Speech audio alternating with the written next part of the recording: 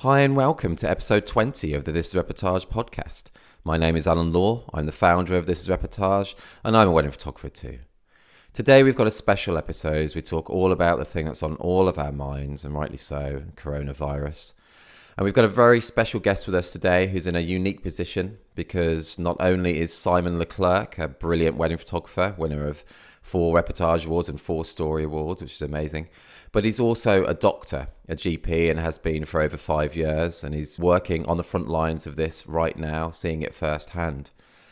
So he's in a unique position to talk about not only the health and safety and mental health side of it all, giving us all just brilliant tips that we really need to listen to, but also in a position of being a wedding photographer himself, and we discuss things that can help us in our business and help us get through things. So we both hope that you find this useful. Hey Simon, how you doing? Hey Alan, I'm fine. How are you? I'm okay. I'm okay. I know, very strange times, very bizarre situation to be talking to you under as well. But yeah, so how's that? I mean, can you say just a little bit about you? You know, so I know you're obviously a brilliant wedding photographer, but you're also a doctor as well. So how long have you been a doctor? So I have been a doctor since 2014, so that's 5 years. Right. Okay. I trained to be a GP, so in Belgium you have to train for 2 extra years on top of the 7 years that you've done to Wow. become a fully qualified GP. So I Man, did nine that, and years. then it's a 9 years, but you're paid the last 2 years, so that's Okay.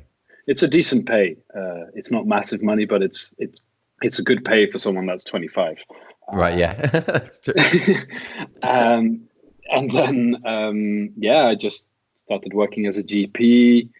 I started my own practice after 2 years with a friend of mine, but that, yeah, combined with how wedding photography was becoming a bigger part of my life, and it was pretty much impossible to combine, because being a GP in Belgium, just to kind of say how it is that you're self-employed, so you have your own little business and your own patients. You have to have Okay. your own building and all of that, so there's a lot that comes in there. It's not Wow. like Yeah, it's not like a practice of the NHS where there's a building that's established and they have secretaries that are all paid by the state. So you're self-employed, so it's kind of tricky on that point as well. And it was just a combination with wedding photography was becoming a burden, really. I wasn't enjoying it anymore. It was very stressful. So in, I think, August or half of August, beginning of September 2019, so not that long ago, I went full-time photography. And yeah, I had That's the not that 30. long ago as well. And No, it's you're not. doing so amazingly well as well. You've won so many reportage awards as well. I mean, you're just nailing it. But now as well, so you're still keeping your hands in with the doctor. So you're in a kind of a unique position really at this time with the coronavirus as well. So Oh, oh yeah. and so Oh, so how, what's it? I mean, what I know you're in Belgium. What's the scene like, man? What is happening? so I wanted to go full-time wedding photography. I said to myself, now's the time. I'm not going to wait until I'm 40 to do it, because that might be too late. Although anybody who's 40 and going full-time, please go for it. Yeah. I had to go for it 100% because I felt I kind of owed it to myself. But then my colleague, who was in the first practice where I worked, she was nagging me and nagging me because she was about to have a third child, and she was saying, "Can you sub for me during the winter for 2 months?" And I said, after 4 times that she'd asked, I said, I'll do it," and I that's what I was doing. And then Right. all of a sudden, this coronavirus just kind of took everybody by surprise, really. Oh man, and now it's obviously a worldwide pandemic, and it's on the tips of everyone's tongues, and it's all a lot of people can think about. Like me, it's a very stressful time. But you're right there on the forefront of it now. And so, what's it like? What's it like in Belgium? So what we've had the last 2 weeks, because we're literally talking about 2 weeks time that the whole world has been turned upside down, really. Mm. And the thing is, before we were hearing stories of the epidemic in China, but it doesn't really filter through to the Western media really, or not to that extent that it was alarming. And then all of a sudden, it kind of erupted in Italy, and that's 2 weeks ago. And well, we can see what's going on there at the moment. And it was just spreading after the holidays, people coming back from Italy from holidays, and then within 10 days' time, we went from 5 infections to, as of today, I think it's 1,200 infections, although these numbers are just not representative for what the actual number of infections is, because we've just stopped testing because we just don't have enough resources to be able to do that at the moment. So what has happened in Belgium is actually just the same as what's happened in Italy and Spain and France, is that gradually people are taking precautions, and every few days the government enforces other measures. And what we are in now is kind of a lockdown, but it's a very Belgian lockdown.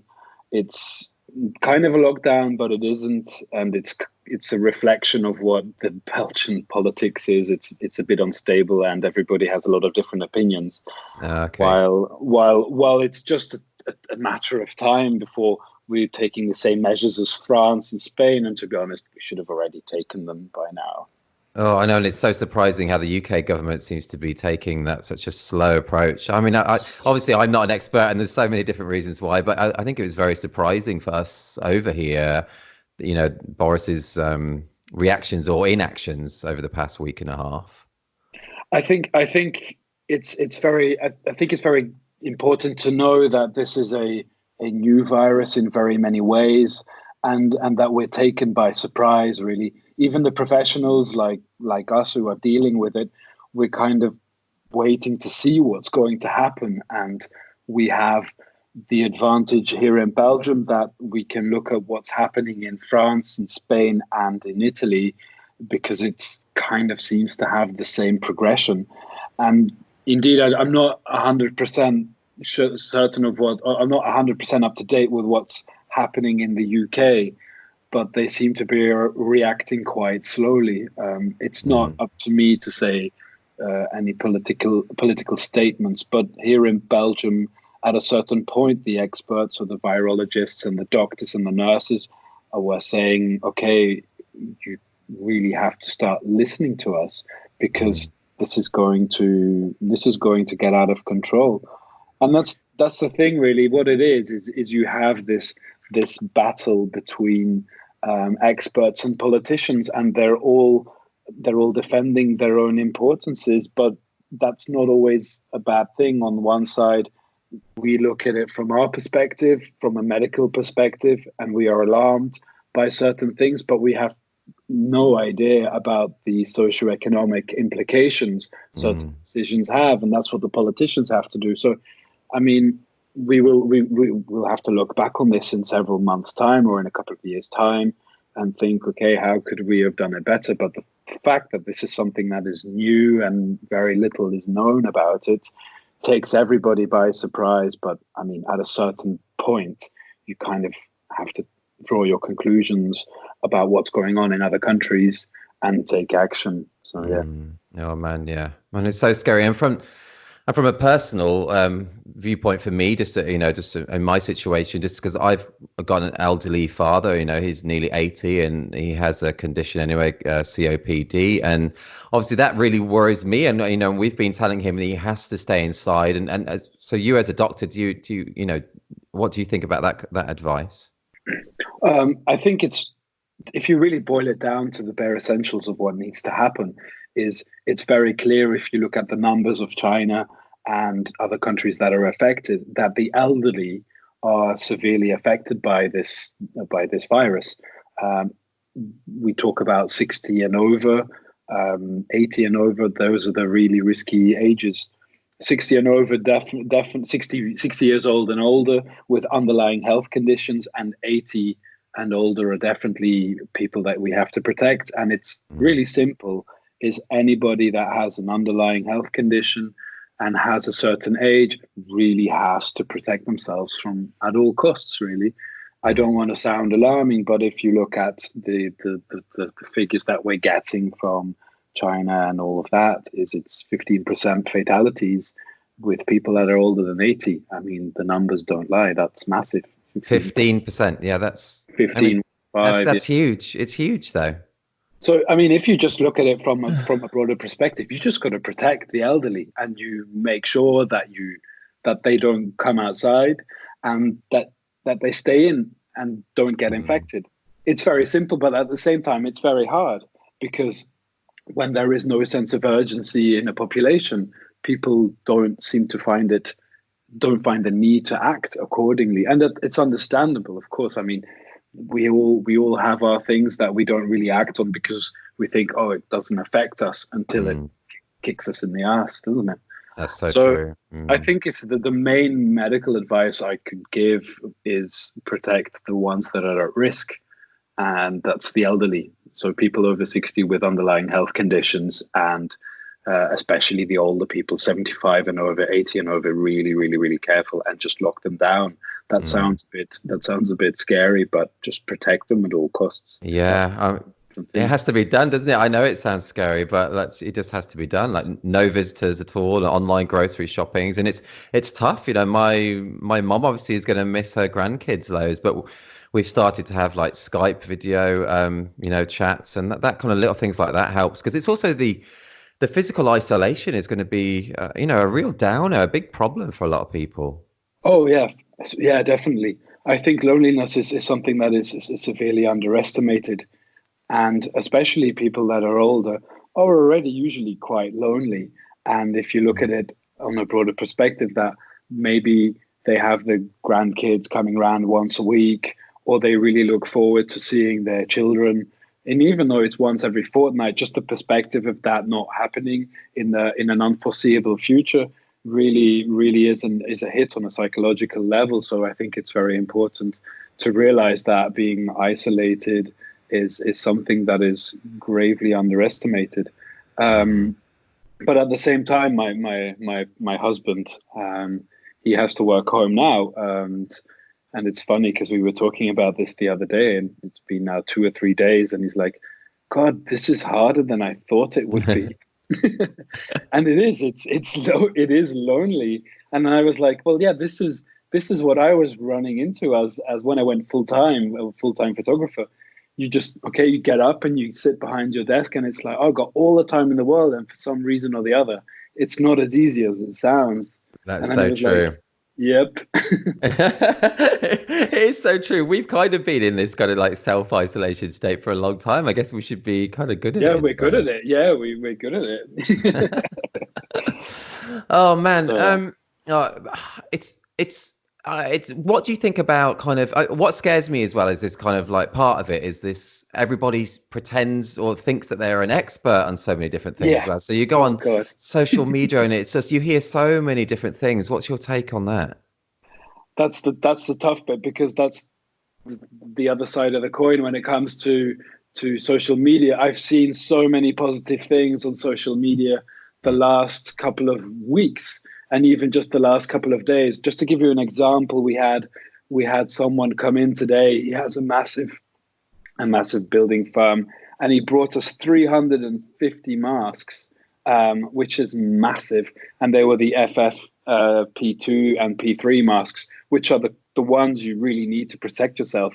But I mean, that's like a market value of like 1,500 euros. He just said, here, take it. You need it, which is fantastic. I put it on Facebook, and I think it got shared like 20 times. Not for me, but just maybe it could be an example for anyone else who is in the construction and might have some of these lying around, but don't realize what the fundamental impact is of being able to provide proper protection for healthcare workers.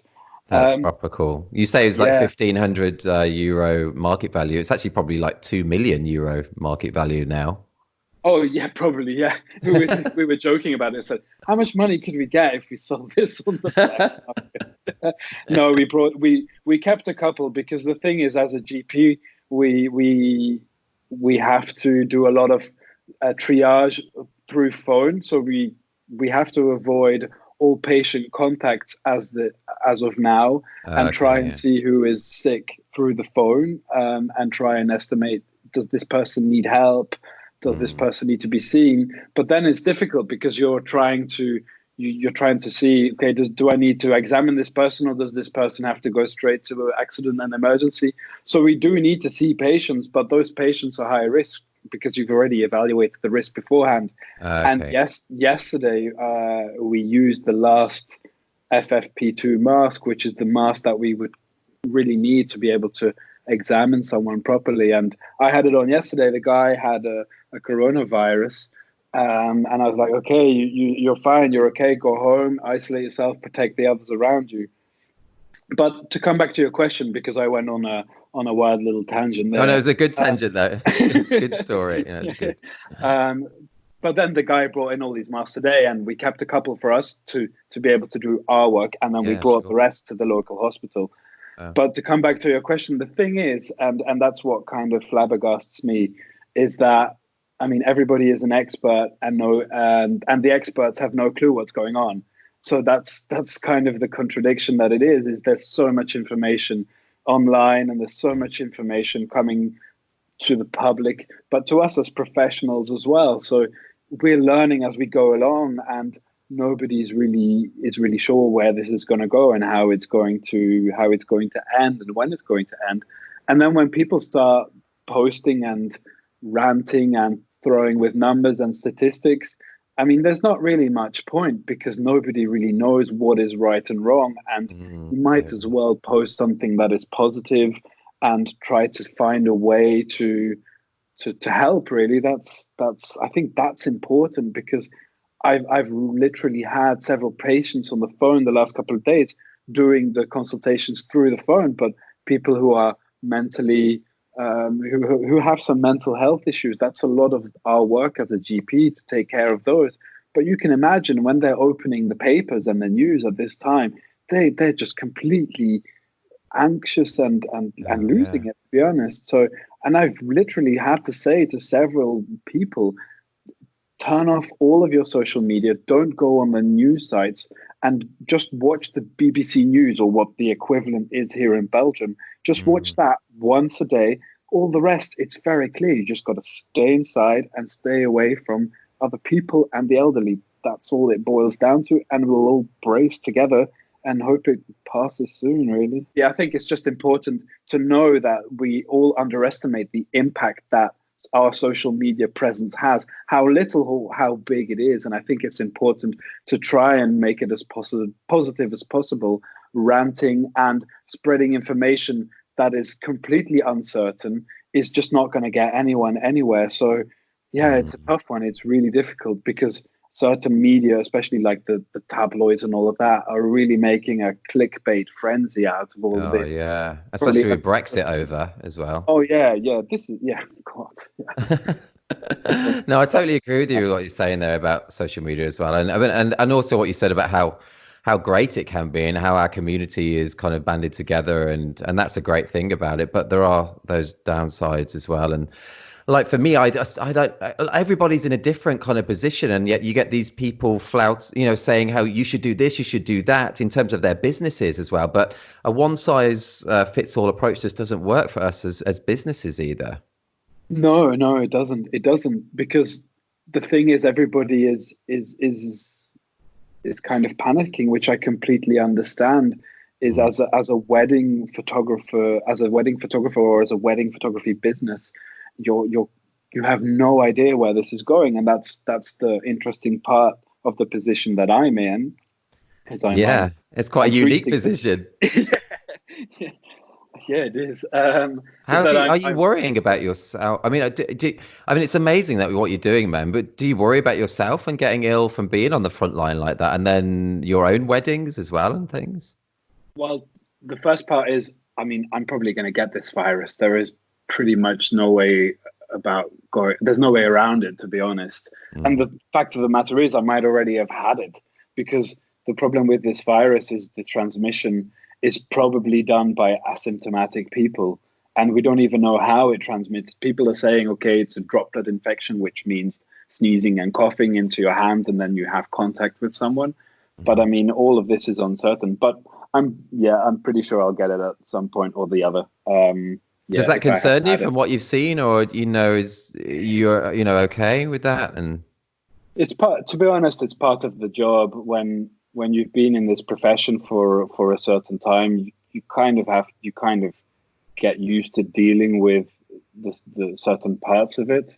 I mean, here in Belgium, we have euthanasia that is legal, and right, yeah. yeah, ending someone's life, it's part of the job as well sometimes, and you kind of learn to deal with it. It puts a lot of stuff into perspective. So, taking a hit from a viral infection, well, if it comes, it comes, and I hope it doesn't get too bad.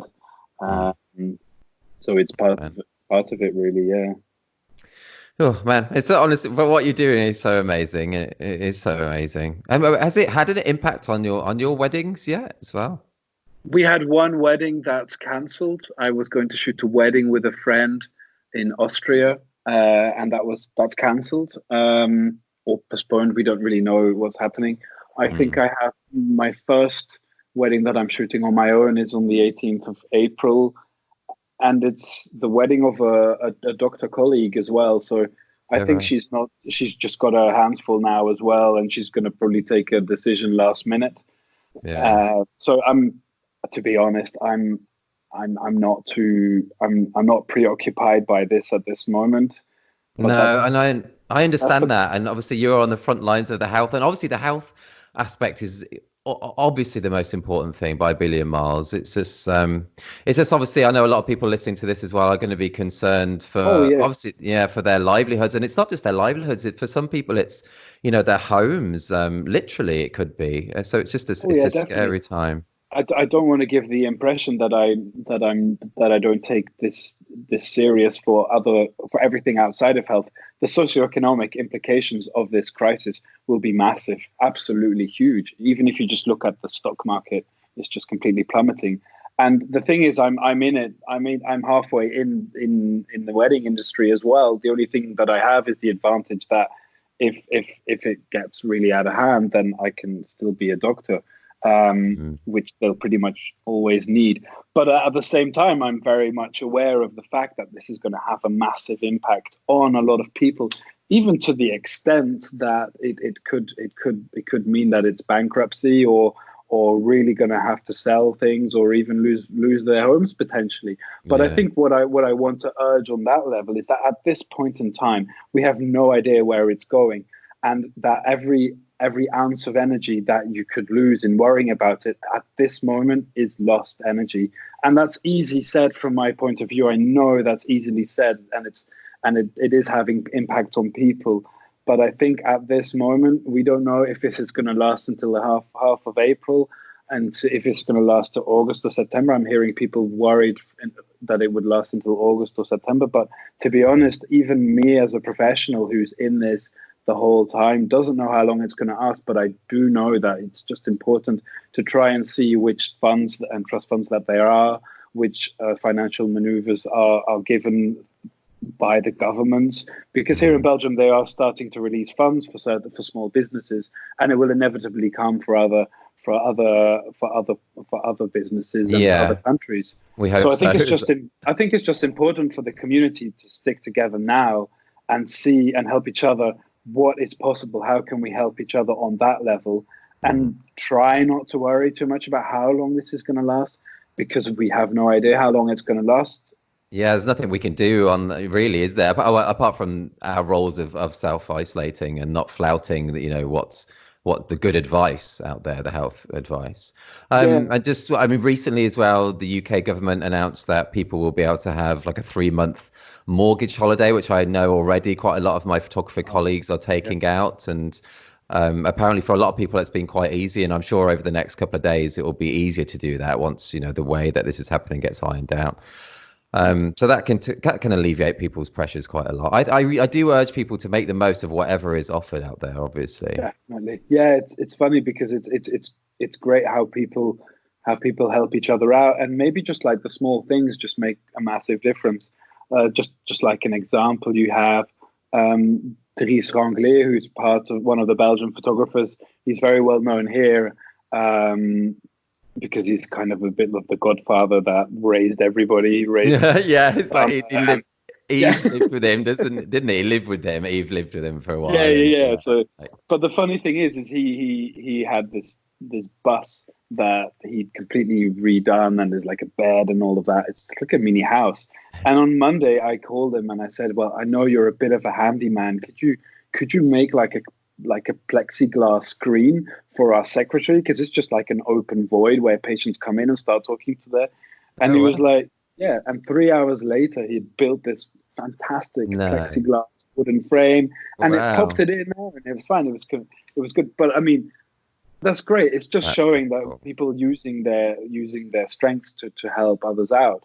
And as a photographer, it's difficult because it's hard. How can we be creative and use our strengths to help others? But maybe it's not only photography. Maybe you can help someone out in another way, and it's important to be creative and think out of the box, Mm. and not worry too much. I mean, we'll all survive this. I hope. Fingers crossed. Uh, Fingers crossed. yeah.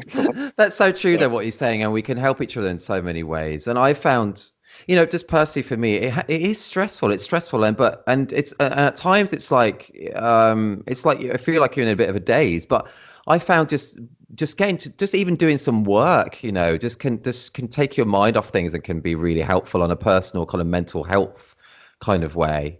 Um, absolutely. and Yeah. I do feel like, from my personal viewpoint, I know it may seem strange, kind of promoting our wedding photography business, but I feel like it's still so important to do. So we've got a business that's still there when hopefully this passes.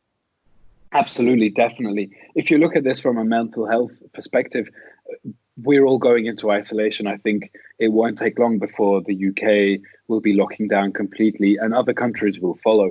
Well, I hope so, because I mean, we don't know how we have to contain this virus with any other means. But I think the mental health part of what is going to happen is a very important way of dealing and coping with the situation. Whereas that getting up and having a certain rhythm in your day is extremely important. Trying to have some exercise is very important Mm. as well, because the hormones that are released when you do some exercise are very stress reductant. And by that, I mean, it does make a fundamental difference.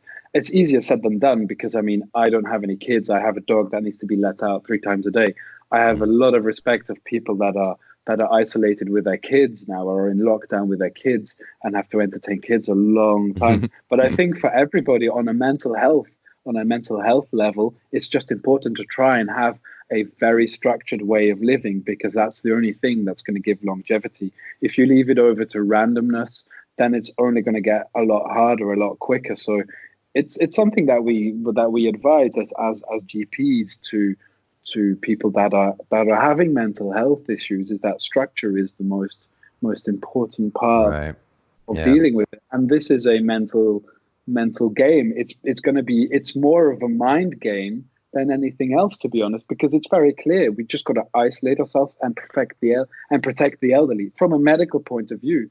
But the mind game that is going to come along with it, it's going to be a big challenge as well. Oh, yeah, definitely. And I know the advice has been, even for, as you say, we're not on full lockdown now, but I'm sure we will be very soon. But the Hopefully. advice is still in the UK for people with conditions or over 70, they should be in lockdown now. But the government also says, that taking walks is still fine. And just to reiterate that now, that is fine, isn't it? People can go for walks as long as they're not in kind of still very close contact with other people. Well, that's the thing. That's the thing that's a bit tricky, is because over here in Belgium, with the lockdown light that we have, is that we are still allowed to go outside with our family, so the people that you live with anyway, or one other person. So it's not and, it's or one Oh, other okay. person. So you can meet up with a friend, but you have to keep a distance of 1.5 meters. So yeah, Right. that's what they have over here. But if you're looking at France and Spain and Italy, it's full lockdown, where they're literally giving fines to anybody that's coming out that's not allowed to be outside. Um, Wow. Allowed to do some exercise if you're in France, but you have to have a paper and permission. I don't know how Wow. that. Yeah, how do they police that? Or that's a I nightmare. heard it on the news like a couple of minutes ago, well, an hour ago, that you have 10,000 police officers that are literally in the streets. And I think the United States is bracing themselves to prevent looters and people Right. breaking Yeah. into shops. So I think at this moment in time, it's just important to isolate yourself and your family and just protect yourselves. That's the most important thing. And going outside is healthy and is good. If you've got a big garden, that's great. Go into your garden, and as long as it permits, go outside for a walk. But just be careful and keep your distance from other people, because it's still very little known about this virus, and we don't know how it's spreading because it's spreading very quickly. So just take your precautions. Really, that's the only thing I can advise. Keep Okay. distance, and going outside is definitely healthy for the mind and the Definitely. Also, whilst you're here and as a doctor, I'm not going to ask about random like other like yeah. bodily My things. toes hurting. Could you? No, Yeah, but I that's want to all the ask you time. about something that I heard, but it hasn't been it hasn't been written about much in kind of British media. Is that so? If if you start to get the symptoms, our advice in the UK is that you have to self isolate your whole family for 14 days. But Hmm. say if I got ill, for example, and then on day 5, like my son got ill, do Hmm. we should I've heard that you should start and it makes logical sense. You should start another 14 days isolation from that day that my son The got ill. last person. Yeah, yeah. Yeah, but people are not saying that lots in the media. But that's how it should be, isn't it? Yes, yeah. In a way, it should be that. What we do generally see, and that's the literature that we have now, is that most illnesses have an onset after 5 days after exposure to another case.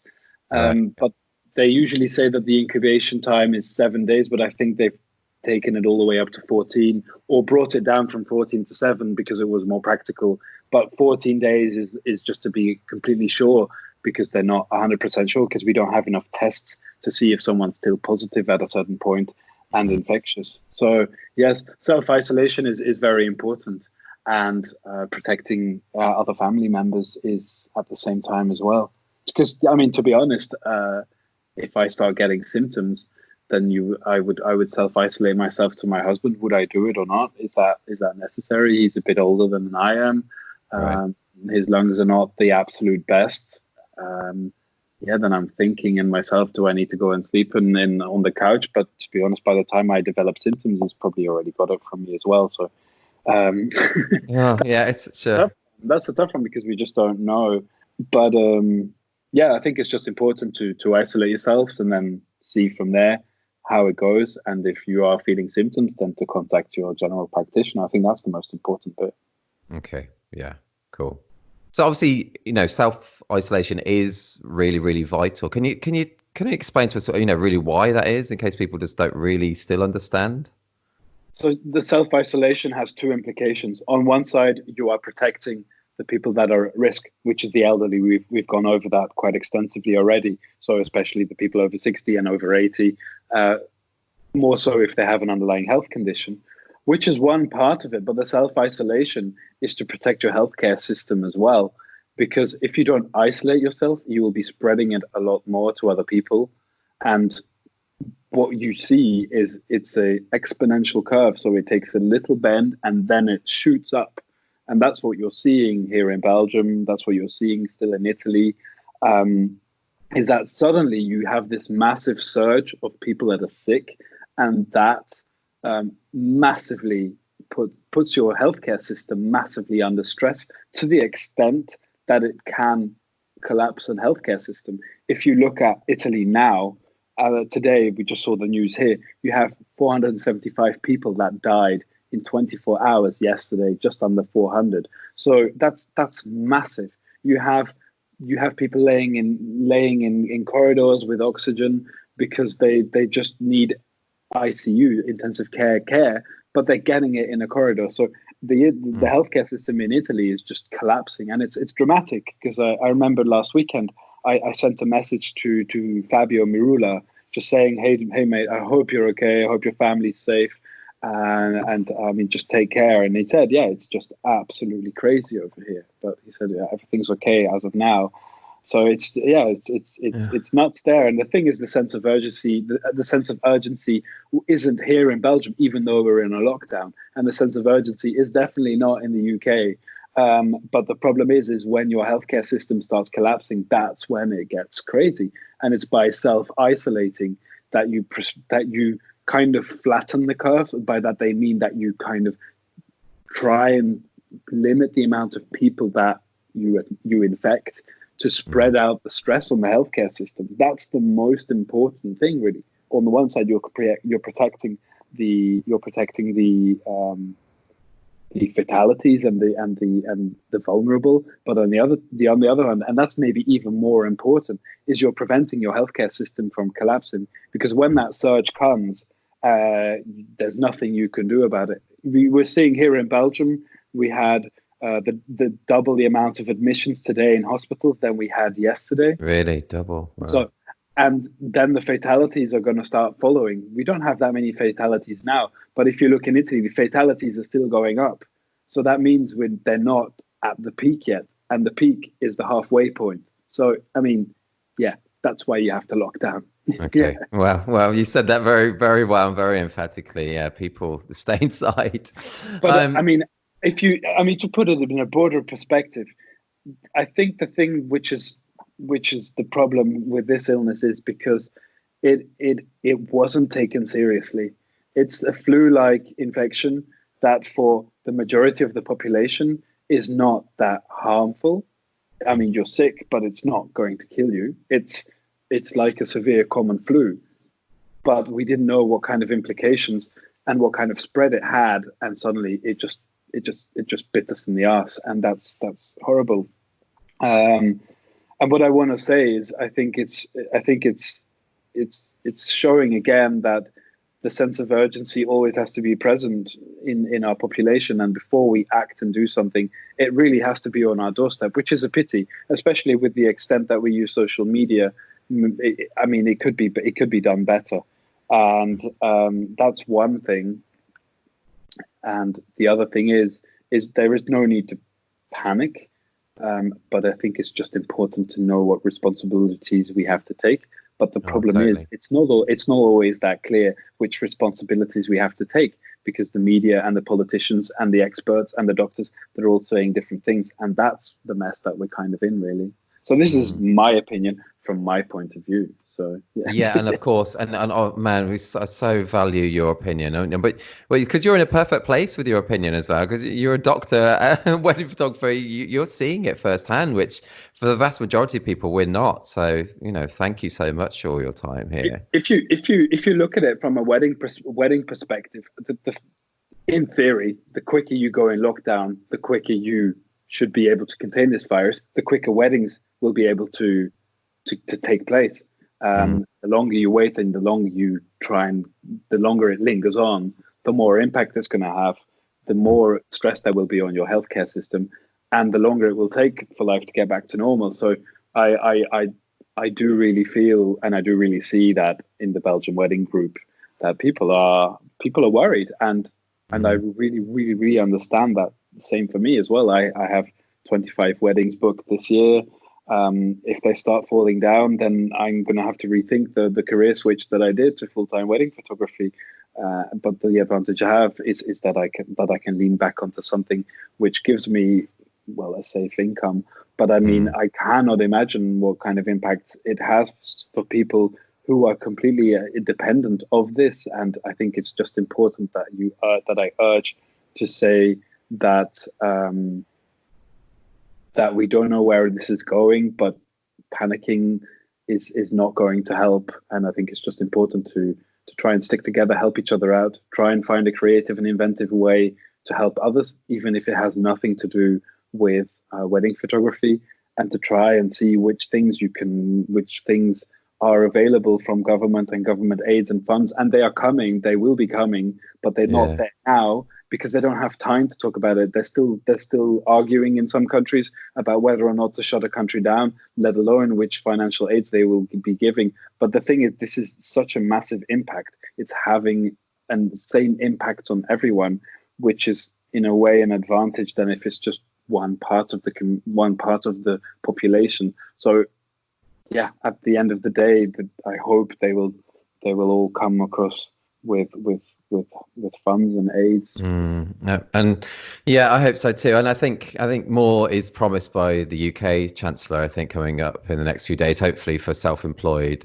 people. Same here in Belgium. Yeah, it's just you've got to stick together and figure it out together, because there's so much information and it's not always very clear. I think the coming weeks is just important for everybody to try and figure that out for themselves, but try and figure it out with friends and not hide information from each other, because we're all in the same boat. Oh yeah, totally. Yeah. And I know a lot of people listening to this will be worried. They will be worried for health reasons, but they will be worried for their businesses. And I feel worried too. We all do. We're all in the same boat. But as you say, we'll help each other as much as we can as well. So if anybody has specific concerns, they can get in touch with me. You don't have to be a Reportage member, and I'm not an expert on anything, but I can help as much as I can. And practical stuff that I've heard from. Yeah, that's awesome, man. I didn't want to say it just in case you get bombarded by like 1,000 health issues now all around. I probably will. I probably will anyway. But I think it's just important. I mean, if someone asks me something, just is the answer to the question that I'm going to give? Can someone else give it? I'm probably busy with patients at this moment, but yeah, it'll be okay. But I mean, yeah, if anything, please, just let people can reach out to you and to everyone else. Really, just thank you, man. That's awesome. I also just want to say, I hear it's just general good bits of advice that maybe other people are sharing as well, and it may not apply, it might be good for you, but things like just to go on the practical sense of the wedding side now, if someone's looking to postpone, maybe one approach is to try and get them to book a midweek or a non-peak date the next year. I know that's not always possible, but if they're postponing to a peak Saturday next year, that's almost as good as a cancellation, really. And for a lot of people, they just can't take these cancellations. No, definitely. I think it's important to try and you've heard this so many times before, but here in Belgium, we have an extremely tight network of professional photographers. I think it's important to try and stick together and try and share bookings with each other. And I think the advantage that we have is that a lot of these weddings are getting postponed and not cancelled. And if someone's postponing, if they're postponing my wedding to a date that I'm not free anymore, but that, I don't know, Eve or Phila or Sana is free, well, fine, that's great. And then maybe if they can do it in return for me, then that's already half of the battle won. It's just so moving. It's just moving it to another one. So if you stick together and try and figure it out with a couple of people to try and keep the postponing and the moving of the business in balance for everybody, then that's already half the battle, really. That's great advice. That's really great advice, and I'm not even really thought about that in that terms of postponement, but getting someone else to do it if you can't do it, and then reciprocating, and then vice versa. Just trying to reciprocate. Don't make it too complicated. Stick with a couple of people. Try to have a look at your availabilities. Some people will be free on certain dates, some people won't be. There's no point trying to reciprocate with two people that have exactly the same booking dates. But I mean, try and reciprocate in small groups and see how that goes. I think that could work, because not many people are canceling. These people who are hiring us, they want to get married. They fucking love each other and they want to show it to the world. So that's so true. Yeah, so I think trying to use that as much as you can and use your social network massively. And people are still booking for next year as well, new weddings as well. And something that can help with cash flow is that if you've taken a very small deposit normally, you can up your deposit now for those weddings next year. It's your business. It's everyone's got different circumstances. So as long as you're upfront with a client, I think that can help with cash flow. That's a tough one, really, because the deposits, there's been a lot of discussions about the deposits. Do we give it back or not if they cancel, or if they postpone to a date that I can't? That's a tough one. I was meaning for totally new inquiries for next year. Just take a higher deposit than you normally do, maybe just to help with the cash flow. Like that. Oh yeah, definitely. I think that's a great idea. Yeah, that you ask maybe half of the price up front. Yeah. As a deposit, and that's fine. That might be able to help you through this year, going into next year. And I think there will be like the mortgage, what was it that they were doing in the UK? Mortgage holiday for 3 months, Well, yes. there will be more things. So I think if you're a little bit inventive, maybe ask a higher deposit now, then you could kind of find a balance for next year, because a lot of things are going to get postponed into next year. So you can kind of compensate it by asking higher deposits now, for weddings for next year. It kind of compensates the one from this year that you're not Yeah. getting paid. So that's a good Yeah. one. Yeah, that's a great one. Oh man, but I mean, it's great what you said about banding together for that reciprocation. I hadn't even thought of that, so that's a really good idea. Really And good. any more ideas? Maybe we could find something. I know. something. I know. Oh man, yeah. I don't know. I think we should maybe do a post in Reportage with different people's advice as well. That would be handy at some point. Yeah, it could be interesting to kind of try and find inventive ways to get along with it. And to be honest, with 2021 coming up, there will be. I mean, the market will probably be there. Let's hope. This is a dent in the bookings. Things are going to get moved, but not cancelled too much. But Mm. I mean, with what's going on now and everybody in lockdown, there is absolutely zero excuse for not having the best website and loads of blog posts locked and loaded to go. That's so true, isn't it? The best SEO. This is the time to lock and load that SEO. Yeah, as well. Yeah, it And is. get your Instagram posts ready. It's Oh true. man, it is true. Yeah. Oh man, honestly, dude, thank you. Thanks so much for your time in here and coming to talk to us about it. I really, really value your time and your expertise. Thank you. It's my pleasure. It was itching, and I was thinking. I mean, do I have to say something? Because we were talking about it between us. Today, really, earlier on today.